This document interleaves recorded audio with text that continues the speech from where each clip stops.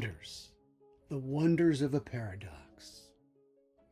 I'm not really surprised, but I am surprised. I'm surprised how a beautiful, pretty face that began one of my previous videos attracted more attention than videos that did not begin with a pretty face. The purpose of the Enlightenment Intensive is to consciously and directly know your true self. That is, who you actually are. I was surprised, but not really surprised, I guess. Obviously, the sophistication of the advertising industry has been using beauty and sexual allure to sell their products for ages. They use sexual allure and beauty to attract our attention, and then they offer us something else that they're really selling. It's really a bait and switch ploy, isn't it? The corporate industry, they understand the bio, psycho, social instincts that motivate human desire and that human creature. And thus, they can manipulate the viewer's unconscious desires with a version of clickbait. What do you desire? A pretty face? I'm not surprised that that is what attracts attention. The video that I produced that had more viewers was on the topic of self-realization. But obviously, the pretty face attracted the attention of some of the viewers who were not really interested in self-realization or enlightenment. Because as soon as that pretty face disappeared, so did those people. They ran away quite fast. And how do I know? Because artificial intelligence that analyzes and tracks your viewing behavior told me so. So, I'm not so surprised, but I am surprised. Come on, you have to laugh at this.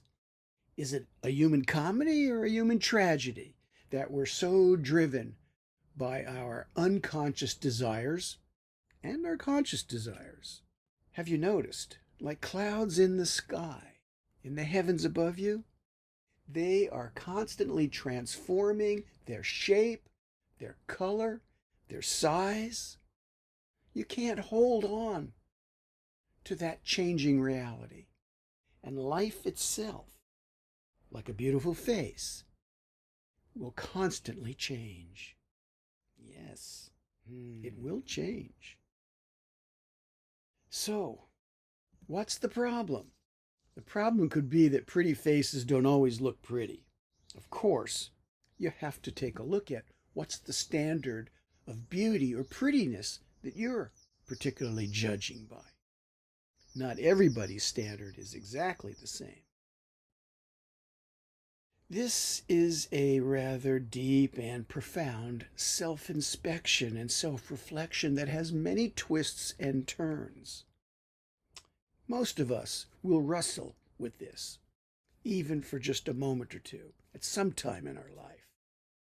This attraction and what it is that we actually want. So, let me ask you, when you clicked on to my video, what were you looking for? What do you really want? Do you really want to know yourself? The absolute truth of yourself? What? What is the object of your desire? Is it yourself? Is it another?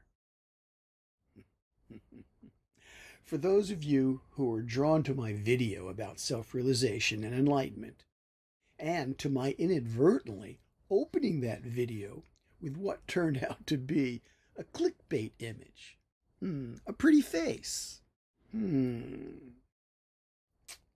know, if you only chase the physical form, you are chasing the illusion. You're in a dream. And yes, that dream we call life. Whether it's the waking dream of the day or the night dream when you're sleeping, if you try to hold on or grasp what you have in your hand during that dream, the daydream or the night dream, whether its source is the day or the night, it will be gone when you wake up. Will the dreamer be gone? And who? Who is the dreamer? And what? What is the dream and what are you dreaming? So, I'm wondering out loud a little bit here. In your dream, when you were drawn to that pretty face, was it calling you for your awakening? For your liberation? What did that pretty face call you for? Will you wake up from the dream? Will you wake up from that dream? And once awake, will you stay awake? Or will you push the snooze button and go back to sleep?